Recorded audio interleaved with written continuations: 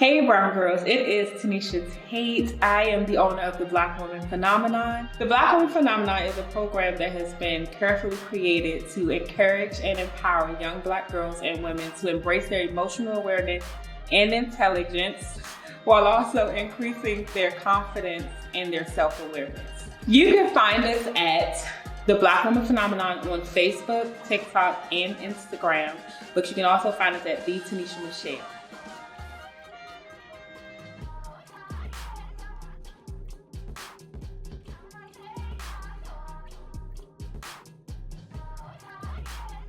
Get ready to dance to the beat of Black Girl Boss Magic as we gear up for Season 2, Part 2 of the BrwnGrlz Collective. We're here to salute and amplify the stories of Black women who are crushing it in the business world. From fashion to tech, healthcare to education, these trailblazing women have faced obstacles head on and emerged victorious. We are diving deep into their journeys, sharing their secrets, and throwing some much-deserved praise their way. So come join the party at the BrwnGrlz Collective, and let's get this celebration of Black female empowerment started.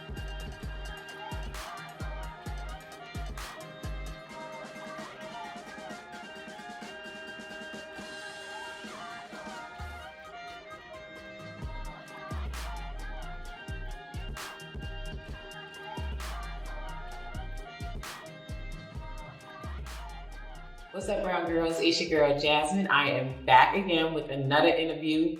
I have Tanisha here. Tanisha, go ahead and introduce yourself. So, hello everyone. I'm Tanisha Tate. I am the owner of the Black Woman Phenomenon. And all right. Okay, Black Woman Phenomenon. We're going to get to know you a little bit, ask you a few questions. All the Brown Girls want to know a little bit about you. So, are you a native of Columbia or... I am not. No? No. Where you from? So I'm originally from Washington, D.C. Okay. And then I came down to Columbia in 2011 when I was going to Benedict College. And then after graduating, I just ended up staying. You just stayed. Okay. Yeah. That's what happened. It would get people in the chokehold and you end up staying here. You might not intend to stay, but you end up staying. You know what I'm saying? That's how it happens. Exactly. Not an intention. Okay.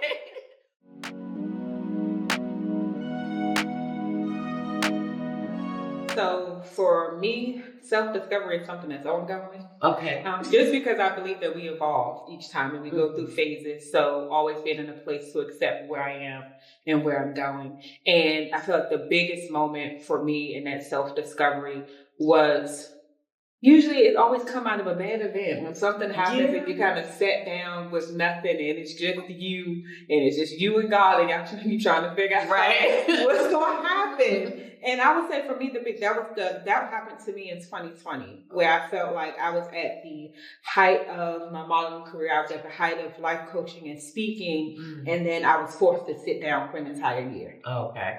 And was it COVID? No. No? Okay. It wasn't. Okay. I probably would have took COVID over that. I was forced to sit down. I ended up experiencing, of course, just like being stalked, emotionally abused, and I isolated myself and I hid. Okay. Because I just put the notion in my head that I didn't want to get no one else hurt or in trouble. So if I hide and I stay out of the public, then it'll be better. So sat down for an entire year with myself, and I had to figure out like, okay, at some point you have to get out of this. You're gonna have to get up. Yeah. And so it was really me fighting during that time to figure out, okay, so where do you go from here? Right. What does it look like for you? Because now you have to start over. Yeah. Okay. Wow. Okay. We ain't gonna get too much into your business, but it sounds like it was a lot. You know what I'm saying? But sometimes it does. That time to yourself is sometimes needed. No matter what, even if it's not a traumatic experience, sometimes you do just need that time to figure yourself out and figure out which way you want to go. So, what did you go to school for? I know you said you went to Benedict College. What was your major? Criminal justice. Really? Okay. It was criminal justice. Ironic enough, and then I kept going into it. So eventually, I got my master's in psychology, and then after that, I've been in the field of victim advocacy since then. Okay, so I mean, it worked its way in there, and then life started happening to me. I said, "Oh, that's great." Yeah. So that worked out. Okay, it still makes sense.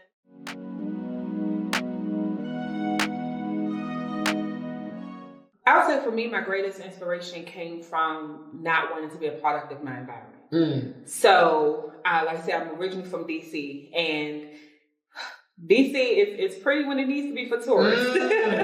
But if you catch the back parts of it, you know, that's where I grew up. And so it was trying to not become a product of that, of what I've seen and what I've had to experience. So every day it was a consistent fight that you have to go after more. Right. You have to have more. You have to gain more, because if I get more, then my family does. And so that's where that extra push and that passion came from for me to even just succeed. Right. And so going into the field of criminal justice, or being in the justice field, that I've enjoyed it on so many levels. But it's just like, it was like, if you can get out of this, then you're going to have to do something big. Yeah.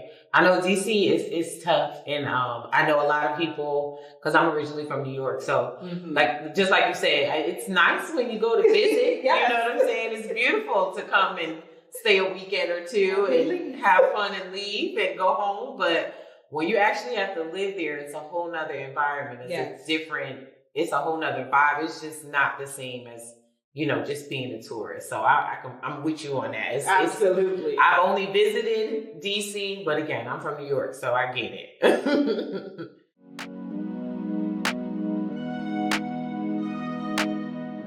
I would say for me, the biggest experience that kind of shaped why I'm in the work specifically I am now is just the relationship I had with my mother. Okay.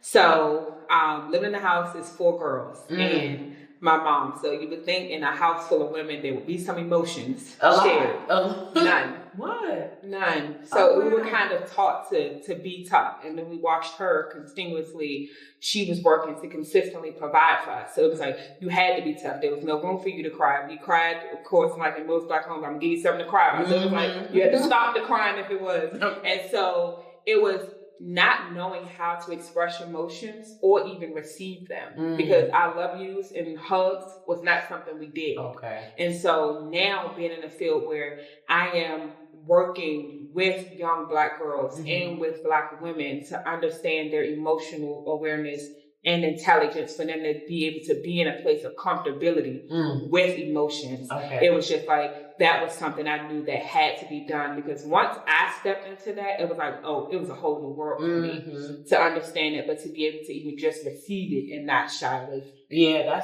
that's deep, because, you know, when you grow up not getting that, and I got that, you know what I'm saying? At home, we definitely did the I love you. We weren't very affectionate, but yeah, we knew that there was love. You know, we heard I love you every now and again. So, just to go from that to even teaching someone how to do that is like, I don't even know how you did it.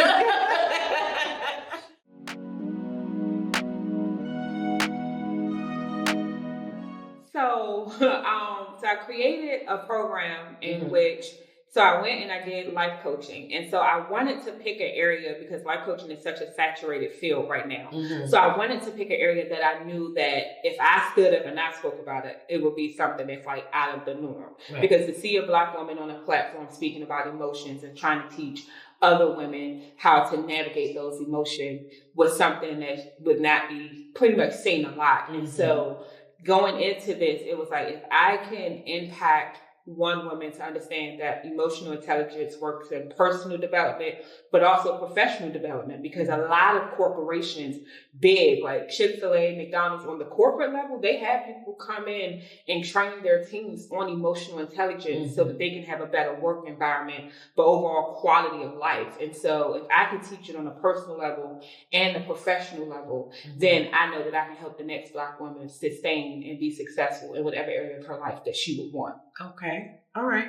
So it's like life coaching. Is there like a back like, there's life coaching. Is there like a second part to it, or it's just strictly just life coach? So it has a few parts in it. Mm-hmm. So when I work with the younger group, I do it through teaching etiquette classes. Okay. So we kind of work through confidence building, self-esteem, and so all things that go into that emotional piece. Right. We go through the social dining. We go through just learning how to eat properly, but also it's just a whole experience in itself. Mm-hmm. Now, when it comes to the adults, it's usually done through, I either have monthly groups.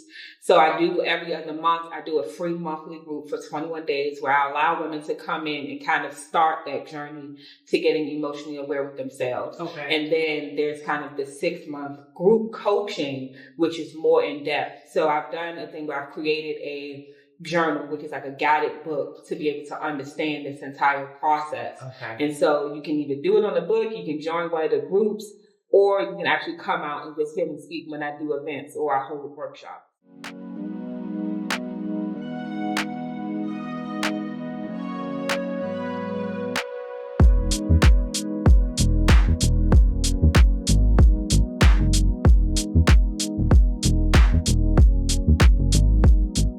My biggest thing is get comfortable with you. Because in the field or any field, but in the field of life coaching, it's life. So you have to be in a space where you're comfortable with who you are, where you are at that moment, but also aware enough to know that that's not where you're going to stay. Right. So learning who you are is going to be your greatest gift. Right. Because nobody knows you better than you. That's true. But we tend to only learn ourselves at the worst times. So if I could tell someone to take that intentional time and learn where you are now, mm-hmm. so that you can appreciate where you are, right. so that when you get to your next phase, you're already welcoming who you're going to be there. Right. And you have to really look into the mirror for that. Mm-hmm. You have to put in the work. You have to sit there and stand bare with nothing attached to you, mm-hmm. and define who you are.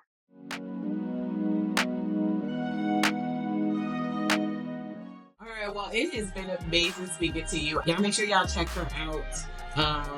She is amazing. I just feel her energy, and it's great. So y'all make sure y'all check her out. As usual, make sure y'all check us out on all social media platforms. It's been real, y'all. I'll see y'all later. Make sure that you're following us on Facebook, Instagram, and TikTok. We are now also accepting donations. And make sure to stay tuned for all of our amazing interviews. Are you looking to join a book club? Make sure to check out our Monday night book clubs. Next time on the Brown Girls Collective, remember to like and subscribe.